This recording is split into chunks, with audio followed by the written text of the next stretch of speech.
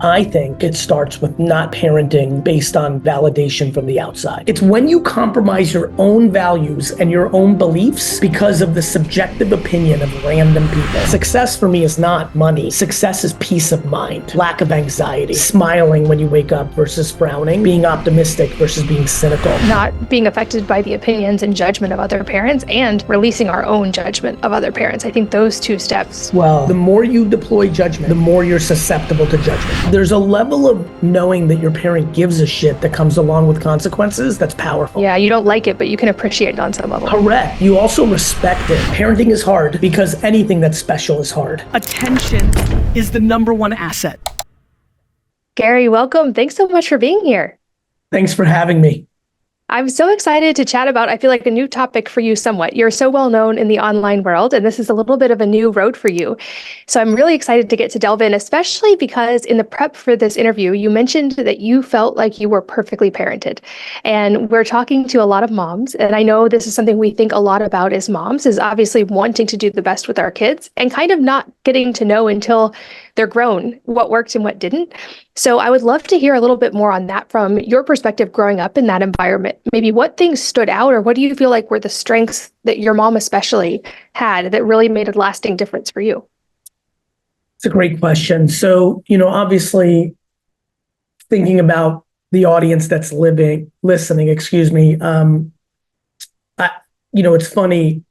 If you look at the 20 years of my content in the business and entrepreneurial world, there's always, and it starts to rev up in 2008, and over the last 5 to 7 years, I talk about it more directly, but I've always been very connected to emotional intelligence and really understanding how big of an impact my childhood had on my career.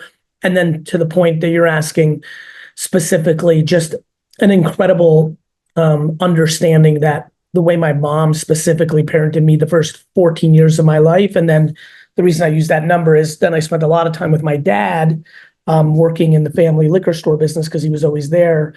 The impact was pretty enormous. And the reason I have been working on a book for a long time called Perfectly Parented is, of course, I'm not perfectly parented, but I'm incapable of being upset or angry at any of the moves that my parents made that were shortcomings because I'm too grateful and thankful for all the things they did well. To answer you directly, ironically, it's why the book is titled Meet Me in the Middle. I think what my mom did, which was very unusual for the 80s and incredibly unusual today, was she found balance. I think that a lot of parenting's shortcomings in modern times is that we've overcorrected from the parenting styles of the 50s, 60s, 70s. And we've now gone, let's just use political terms. If the OG days were too red, well, today's last 30 years have been too blue, right? Over coddling, 8th place trophies, no accountability. We don't even ground kids, no ramifications, unbelievable disrespect in the way kids speak to their parents by comparison. And so I think my mom made me feel like I was remarkable and capable, but she didn't create delusion and entitlement. And I'm going to say that again. She made me feel like I could do it. And I was the greatest, and I was special. But there was no delusion or entitlement that came along with it, meaning I had the ability to do many things, but I was going to have to work for it. And, everything had a price. And civility mattered and kindness mattered. Oh, and most of all, if you disrespected me, this is her talking to me, or any other grown-up, that was unacceptable. It was just this incredible concoction of many different ingredients that were really foundational. She grounded me for every report card because I was a poor student, but I never felt that I was dumb or wasn't going to succeed because of a bad report card. That is a tightrope that she walked that I admire to this day. And it's impacted me so much that when I wrote my first kids book, Meet Me in the Middle, even the whole VeeFriends thing, this Pokemon meets Sesame Street world I have created, this intellectual property, it's about kindness and good, but competition and merit. And that is a level of purple that America and parenting around the world need, because we've gone to blue and red. Well, congrats to your mom. That sounds like she walked an incredible line very, very well. And for you as an adult to still have remembered those lessons and have so much gratitude for them, I think that's the goal for a lot of moms, and for awesome a lot to of hear. moms listening, I was the oldest of three. I was the only one born in the old country. I was born in the Soviet Union. We immigrated here when I was 3. My sister was born right when we got here. And then my brother was born 11 years later. And all 3 of us have an incredible relationship with my mom. She parented all 3 of us differently. So that's another thing. She contextualized every kid and reverse engineered them. And so it was not a one size fits all approach, which I think is also incredibly nuanced and important for people to hear. And again, all 2 of my siblings, all 3 of us have plenty of things we can speak to. Mom went too far here, or dad did this, but we're incredibly fortunate to be parented by her. And it's motivated me as a public figure. I think so much of what I put out as GaryVee on my content, it's like, look, you can be a winner, but don't compromise humanity. And definitely the mission I have with VeeFriends in this new book. I want kids to learn that many traits can be good, but not when they're out of balance. I think that message of balance is so important in today's world. And I love that you are bringing this to the children's space, because as you explained your childhood, I could obviously see the connections of how that, I'm sure, has translated into the work you do and into entrepreneurship. And this is a big core value in my family as well. I actually have an agreement with all of my kids that they have to have a profitable business for a year before they can have a phone or a car, because I think so many tangible life lessons are learned through entrepreneurship and through trying something and failing, through having to work hard, through having to pay attention to details. And I could see those things your mom did. I was taking notes of ways I could integrate that even more so. But I'm really curious, because you are known as in the online world for all of your advice around entrepreneurship and business and so much. And you have such a long history of that. You're probably one of the longest standing in that world. What inspired you to bring that into the world for children and with this children's book? So, I started putting out content in 2006. It was around wine. In 2009, it started to segue into business and mindset. By 15 and 16, 2015 and 16, I started to realize, I started having these moments of why are people not doing the things that I'm saying? It's free advice and it's so black and white. And I realized a lot of it had to do with people being insecure. And that took me down a very interesting path for several years. And then I really started to get more known. And I started to get into, forget about hundreds of thousands of followers, forget about 1 million followers, but tens of millions of followers. And that started giving me a real blessing, which was I was getting an outrageous amount of DMs from 15 to 25-year-olds. And what I still to this day do pretty well, and I really recommend a lot of the people that are listening, especially if they're entrepreneurs. I think one of the biggest shortcomings we have as parents is we don't do enough listening. We don't really listen. We let them talk, but we don't internalize their opinions because they're 7, because they're 11, because they're 14. And so I understand. I mean, I'm very empathetic to all the delusion and ridiculousness that comes out of kids' mouths. But if you listen and you really pay attention, there's things being communicated. And so one of the things that I think that happened to me was I started reading so much of the comments, because I still do this to this day. I mean, I read hundreds of comments a week. And in parts of my year, parts of my career, I've read thousands of messages a week. And so what started happening was I started to get themes. I started to understand themes. And I could see things were really changing as the world became, we blame so much on social media. We blame so much on politicians. But I think one of the great misses in parenting currently, and of course this is generalization, there's so many parents that are great at what I'm about to say, but there's a massive amount of lack of accountability in society right now. So we'll blame, I'm sure you'll laugh at this. I get stopped in airports and people are like, Gary, I love your work, but I got to tell you, I don't believe in this TikTok thing. I think it's bad. And my kids are getting affected by it. And I look them in the face and I'm like, so then take it off their phone. Be a parent. And so I just think that it just started to become clear to me that there were certain themes that were populating. And I started to realize, oh crap, getting people at 16, 17, 18, 19, 20 and starting to talk to them about accountability, about optimism, about patience, about tenacity, about kindness, about nice guys finish first, not last, about true empathy. Like, if you can't feel another person and it's all about you, well, then you're just selfish and you want the whole world to see the world the way you see it.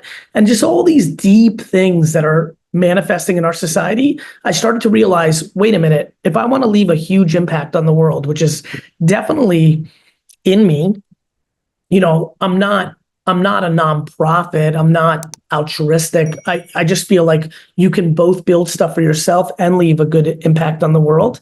Selfish and selfless activities don't have to be in conflict. I think you can do them both at the same time. And I just started to realize, wait a minute, I want to get my messages younger.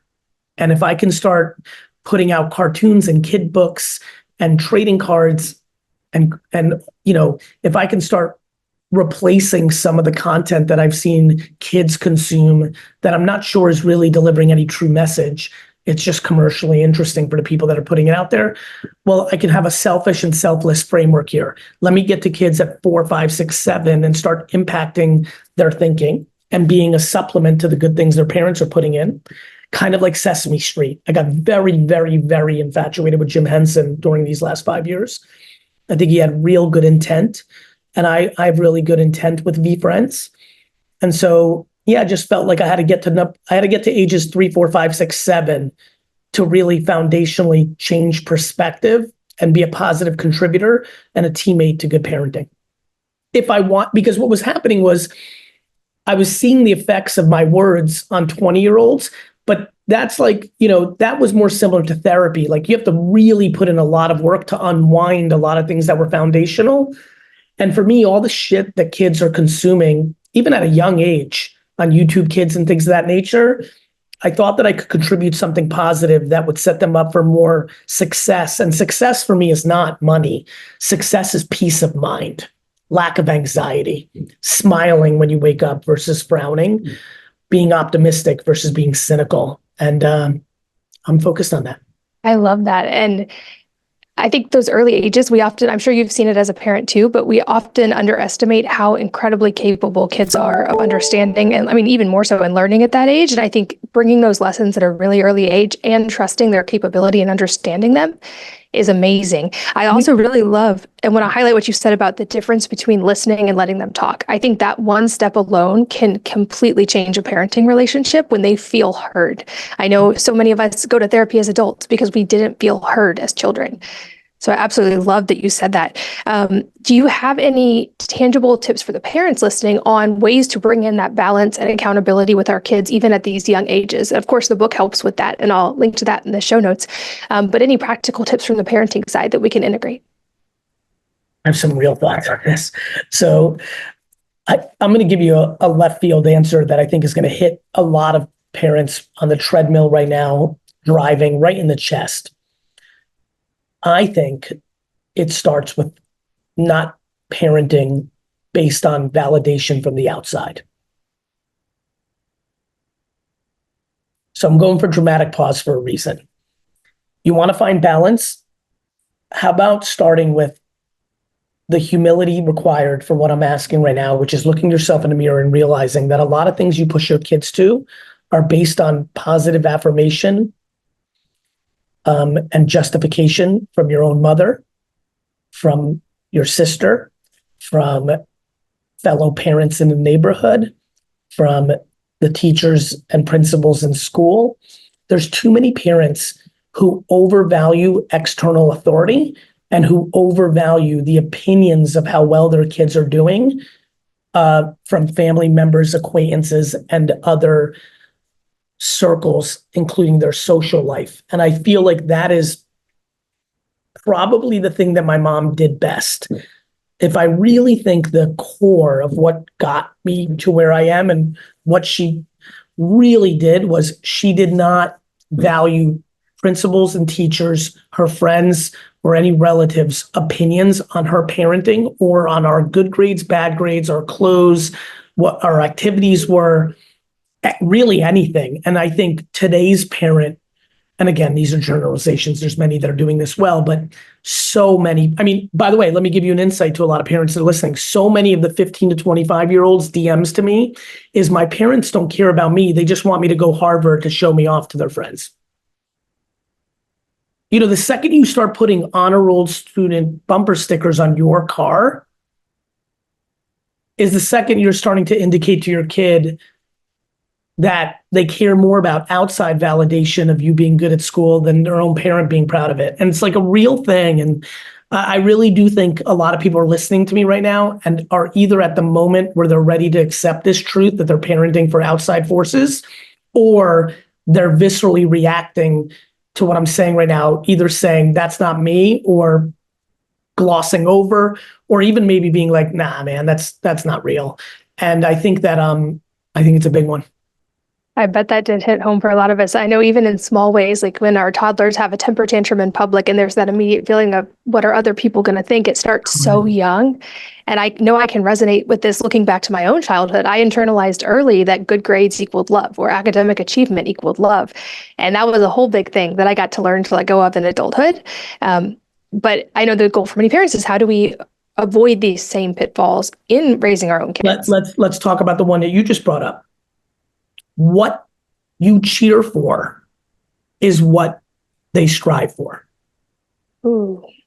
So my mother, for example, gave me most positive reinforcement when I was nice. So when I opened the door for elderly women, when I'd go to McDonald's, this is like a big story in my life. This shaped my life. I once opened the door to an elderly woman when we went to McDonald's when I was 8, and you would have thought that I won the Nobel Peace Prize. My mom made such a to-do about it that it ingrained in my mind. And so I tell a lot of parents that, like, if you tell your kid, if you are positive reinforcing and cheering for straight A's, they're going to overvalue conforming to systems. If you over cheer for them being attractive, like, you know, I grew up with a kid who was a good looking dude, and his mom, like, that's all they talked about, like how good look. And by the way, like, he's now a 48-year-old man who's had like 40 plastic surgeries, tons of like, because, and I get it now. I'm like, wow, White. He thinks, to your point, that's the love language. That's the thing. That's what he brings to society. And so you have to be very thoughtful of what you cheer for. And I think one thing that I'm very passionate about is cheering for good behavior, civility, kindness, who you are as a human being. And I think that's a big insight for parents. Like, what you make a to-do is going to really implant in their brain. And I think if you can get into accountability and work ethic, I mean, I can tell you, for me, work ethic is very clearly, and again, sometimes it goes too far. Like, no question am I a workaholic, because like how many hours I worked or how hard I worked was positively reinformed in my immigrant household. And so, you know, even though that's a good trait, and by the way, that's the book. It's a book of patient pig and eager eagle. Eagerness is amazing. But if you're overly sloppy and not strategic and thoughtful around your eagerness, well, then you're going to lose if you overdo it, if you overextend yourself. Patience is one of my favorite things to talk about as an entrepreneur. But if you overdo it and it becomes complacency, well, it's a disease. So this goes back to that middle, and I think that's what parents need to be thinking about. I love that. And so praising the things like the kindness, the moments they go out of their way to help someone else, the work ethic, that when they work hard and put in effort at something, I think that's a huge key. And you touched on work ethic. I know as an entrepreneur who's hired people of various age groups, and I hear this from other entrepreneurs a lot, it seems like there's a lot of struggle with that work ethic and accountability piece, especially in certain segments of the younger population. Do you feel like this parenting shift is going to be helpful in sort of reversing that tide, or what other things do you think could make a change there? Well, now you're going into I appreciate you going to a hot topic in business land. Look, I know unlimited Gen Z kids that work for me, and companies I'm an investor in that are working very hard. Comma.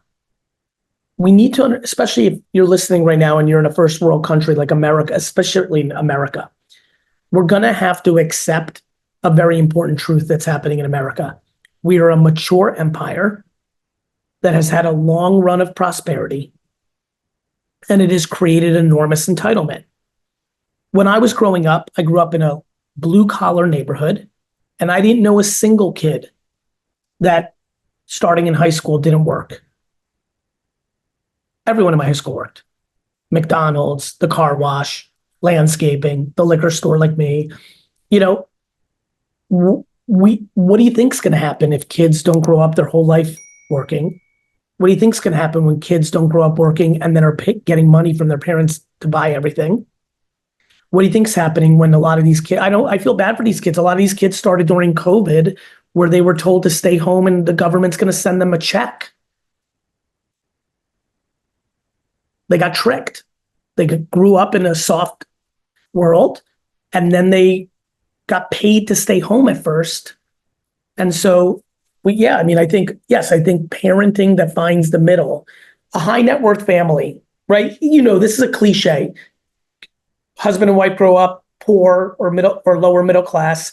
They work their asses off and they make it. Then they have children and they're buying them stuff and they're making it easier for them because we overcorrected for what was hard for us. The problem is finding the middle isn't overcorrecting to the other side of where you grew up. It's just finding the middle. And so, I'm very empathetic. I get it. I see it in so many. I have tendencies of it. I get excited when, I can buy something that I could have never bought, when I was a kid. There's all that kind of stuff going on. And so I'm very empathetic that it's hard. But yeah, I don't think parenting alone can solve a mature empire. There's a reason the Roman Empire fell. America has had a lot of prosperity and there's a lot of entitlement. Plus, there's been a lot of communication of demonizing work ethic and hard work, right? And people have weaponized not only youth culture, many humans have weaponized mental health to reinforce their own laziness or lack of accountability, which is devastating because so many people actually have mental health issues. But now, if you don't want to go to work, a lot of people are weaponizing that. And it's a very confusing time and a time of transition for companies and people. And I remind a lot of business owners, the best kids are doing it for themselves. You don't need to work at Kmart or Walmart or McDonald's anymore. If you're a whiz kid at 16 and 17 and hungry and ambitious, you're building an online business for yourself. You don't need to go and work at a department store or a landscaping company or painting houses. And so to make a couple bucks. So, it's a different era as well. I'd love to circle back to the competition and balance side there in a world where it is about the 8th place trophies or the participation trophies, helping our kids develop and find a healthy relationship with competitiveness, with self-esteem. I coach high school track, and it's interesting to see those dynamics play out often of the parents seem like their egos are on the line even more than the kids when the kids are competing. And often a lot of the stress comes from the parent side, not even from the athletes who are doing the work. So I'm curious, any ways that you think as parents, especially, we can nurture a healthy relationship with competitiveness and with self-esteem, but also a balance there in a world that gives out participation trophies for everything. This one's super simple. 8th place trophies are hurting us. This one's not even I really don't see the path of what we're accomplishing here, because at its most basic form, when we're starting to tell kids at 5 years old that it doesn't matter and everybody wins, you're telling them that losing is bad. And then they fear losing, and then they're risk adverse. They lose courage. They overvalue other people's opinions on their losses. We've destroyed so many children's competitive advantages and all those. This is why youth sports was so good for so long. It was one place where merit dominated the truth. It was what it was. This is where you really learned merit. Even school's not merit.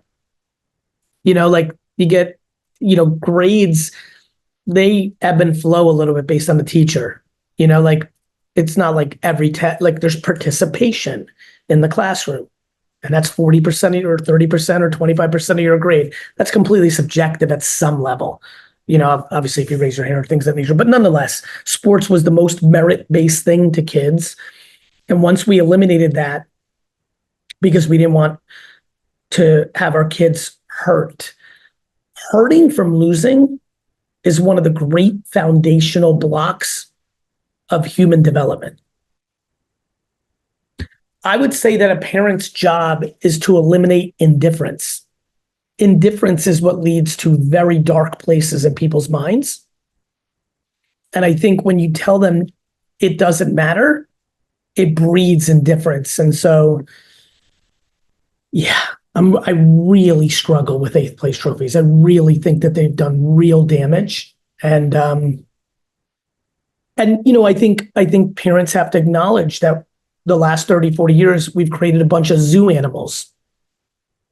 These kids are overcoddled, and then they go into the real world. And, I don't know if you know what happens with zoo animals. Back in the day, zoo animals used to be let out into the wild. They stopped doing that because within a week, within a day, sometimes within hours, that animal was killed because it was overcoddled in the zoo. And then it goes into the jungle and it gets killed. You have a 22-year-old that you as a parent paid for everything their whole lives, 8th place trophies, you fighting teachers to give them better grades, you manipulating things behind the scenes, you creating nepotism and entitlement. What do you think happens when they go into the workforce? They're not prepared.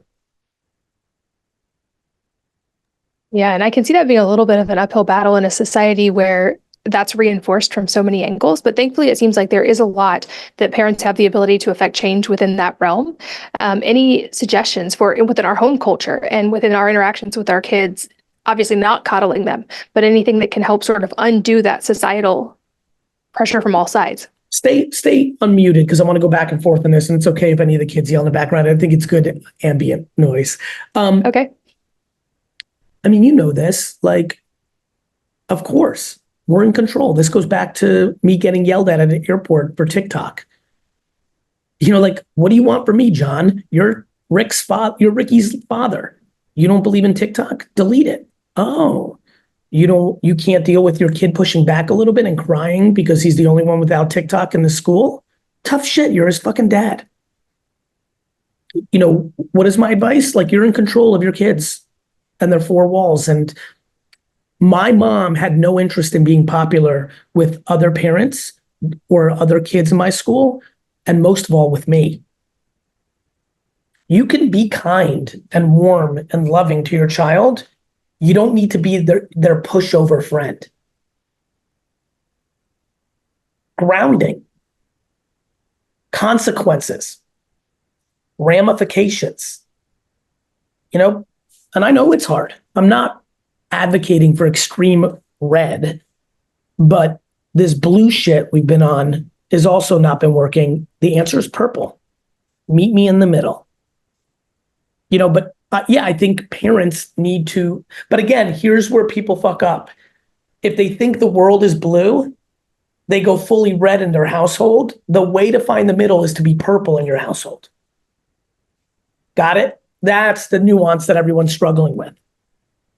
The number one way to find the middle is to be middle. Let me give you one that's really going to hit. This hit me. For all the moms that are listening right now, if you're the blue or the red or the left and the right or the hard or the soft, and your husband's the reverse, what we tend to do is if the husband, let's say he's the soft one and you're the disciplinarian, if the husband's being overly soft, too far, what a lot of times happens is the mom in this scenario that's listening and on the treadmill right now will go too far the other way, thinking that finds the middle. The insight on parenting is you as the mom in that scenario go to the middle. A little bit of what dad's saying and a little bit of and find that middle. That's how you get kids to the balance point. A lot of our kids are byproducts today of the extremes. It's a great point. It's like that pendulum analogy, and we often swing way too far in the other direction before we come back to center. I'll tell you, I've done it for a long period of my life in every genre: work, parenting, being parented, and I've really come to learn the value over the last 5 years and see the ramifications in every aspect of my life, relationships, parenting, and definitely business. I also think it's really important to point out that you said your mom had a zero interest in a popularity contest of being liked by you when you were little. That wasn't her main goal, but you seem to have a great deal of respect and a great relationship with her as an adult as a result. And I know that I've seen some statistics of the parents who go out of their way to be their kid's friend and to only be the soft one are actually the ones that most often get cut off by their adult children when the kid starts unpatterning things. So I think that's just a really important thing to highlight. There's a reason why there's two different words for the word love and like. My mom loved the shit out of me, but she was okay if I didn't like her in moments where she had to create consequences for behavior that she didn't deem good. My mom thought I was going to be wildly successful and yet grounded me to my senior year of high school for every bad report card, even though I knew, she knew that I knew that she knew that it didn't mean shit in the future of my life.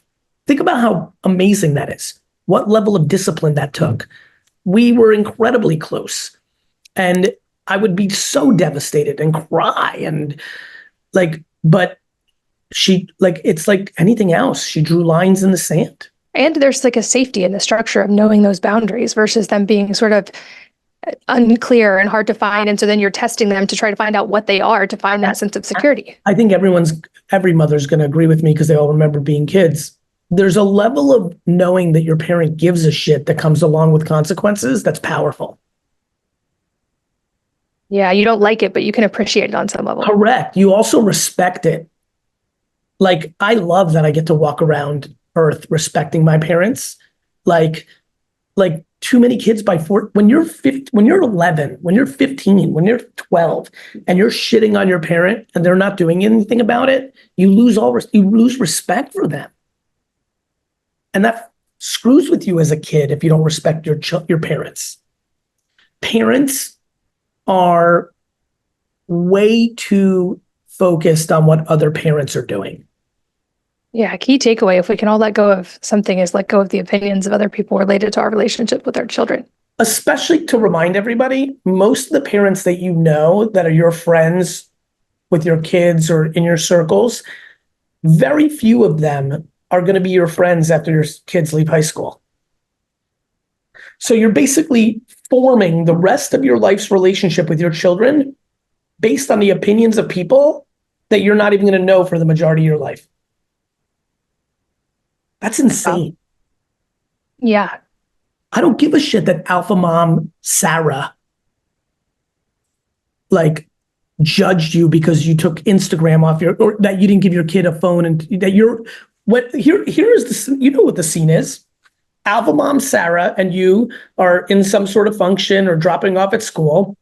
It gets brought up what grade, she says with a fourth grader, I'm giving little Sally a phone this year. When are you giving a phone? And if you say ninth grade, oh my God. If you can deal with that, oh my God, you have a much better chance of having a healthy relationship with your children in perpetuity. Oh, such good advice. If you think that ninth grade is the right year, you may think it's seventh, you may think it's college, you may think it's first grade. I'll be honest with you. I have zero opinions or judgment of other parents. How about that? Let me say it nice and close. You may decide that you don't give a phone to your child until they leave your house at 18, or you may decide that you give it to them at 6 years old. And I'm telling you right now, at least one man's point of view, good for you as long as it's your decision. If you're being peer pressured into giving a phone in fourth grade, because that's when everybody else is getting a phone, that's when it starts getting ugly. If you in your heart believe that your kid's not ready and it needs it in seventh grade. It's when you compromise your own values and your own beliefs because of the subjective opinion of random people or not random opinions. If you do something if your mom tells you fourth grade's the right year for Sally, she's my granddaughter, I know, but you want sixth grade, well, then you've already failed. You're going to resent your mom if it doesn't work out. By the way, that's a cool scenario. Let's play out this scenario. Oldest son gets a phone in fifth grade. Youngest daughter's coming up. She's going into fifth grade. She's like, all right, mom, I'm ready. And do you have the strength to say, no, darling, you're getting your phone in seventh grade. But wait a minute, my brother Tom got it in fifth grade. Tom and you are different. Do you like Tom more? No, baby. I just think that another year or two for you to keep your innocence or to keep you like you. These are the combos parents are not having. Everything's a conformed system. They listen to. By the way, my greatest hope is that not a single parent listens to anything that I'm saying right now and agrees with it for the sake of agreeing. They may agree because it's how they see the world as well. There might be an insight that they heard that starts them down a path of changing their mind. I love changing my mind. There may be some things they hear, they're like, fuck you, Gary. And I'm like, respect. You know your parents. We're talking macro. This is why I answered your Gen Z question of like, I have tons of workaholic Gen Z kids. I just have way more that are not. And so none of this is blanket, but do we have the strength to make our own decisions based on our own kids' realities? That's, I think, what we're struggling with. How about like the reverse? Here's one that's impossible. My dad was always scared about giving anything because he always said, if you give something, you can't take it back. How about giving your kid a phone in 5th grade because everyone else is getting one that year? You can see that they're not handling it well and taking it away. Talk about tough, right? Do you have the strength as a parent to be okay with that? All that crying and moaning and judgment from parents, crying and moaning inside your own house. You give a 5th grader a phone for 3 months and then you take it away. It's like detox. Those first months are going to be hard. Parenting is hard, like because anything that's special is hard. And this all goes to like, there's a character I haven't done a kid's book on yet called Accountable Ant inside of VeeFriends. And I really want to make Accountable Ant powerful and famous and sought after and collectible and cool, like Coco Melon and Spider-Man. Because if God forbid I pull that off and kids love accountability, it would change the world. Absolutely. Yeah, I think it's so important that like developing a comfort with being temporarily disliked by our children to do what's in their best interest out of love. And also the two sides of what you said is not being affected by the opinions and judgment of other parents and releasing our own judgment of other parents. I think those two steps would shift so much. You're a very smart lady. That little last part you said, it's so funny that you said that. I'm going to pull it up on my phone right now. I'm going to show it. I know this is probably audio, but I'm going to show you. Or if there's a video clip, here you go. Literally, I posted today, I'll read it. Want less negativity in your life? Step 1, stop deploying it in retaliation to it. 2 wrongs don't make a right. And number 2, stop looking for it.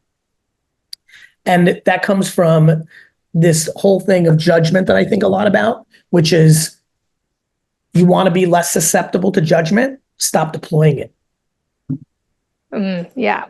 One of the reasons that I think I'm able to be a public figure and deal with judgment is because I don't tend to judge. It's Great not perspective. my framework. So when you are a judger and you've got opinions on how Carol dresses her daughter Susan, or what Rick and Nancy are doing this summer with the more you deploy judgment, the more you're susceptible to judgment. I love that. Well, I know we got to weave in a little bit of talk about the book through some really amazing conversations around parenting. But before we wrap up, I want to make sure we get to talk a little in more detail about the book, where people can find it, and what's coming next for the whole V universe. So VeeFriends, VeeFriends.com. Go check that out. I think a lot of you are going to associate with it. The book comes out in July. Meet me in the middle. It's a story of Eager Eagle and Patient Pig. And it's a really fun book. It reads from both sides. So you read the story from Patient Pig's perspective, and then you flip the book over and you read the book from Eager Eagle's perspective, and they meet in the middle of the stories. And it really does talk about this balance, which is something I think all of us as parents are trying to figure out. As far as what else is going on with VeeFriends, Moonbug, the makers of Coco Melon, and I have teamed up, and the VeeFriends cartoons hit this fall on YouTube Kids. So I'm very excited about that. And then for all the collectors, all the parents that have Pokemon collectors in their house, if you go to eBay and type in VeeFriends, VEE Friends, I think you'll get a really good look at what's going on with the collectability of this world. So yeah, it's been a lot of fun. I grew up loving Transformers and I've always been into 80s pop culture, My Little Ponies and Strawberry Shortcake and Gem and Josie and the Pussycats and, Saved by the Bell and all this stuff, like pop culture, 80s life. And I always wanted to get into that world, and now creating my own little universe, which I really do see as a Sesame Street meets Pokemon. Sesame Street and instilling good values, and Pokemon competition and collectability. And we're taking a stab at it. And this kid's book is a big step in the right direction. Well, I love it. I will put links in the show notes for all of you guys listening on the go. Gary, I hope it's wildly successful and that it resonates with many families. It was such a great joy to get to catch up with you today and have this conversation.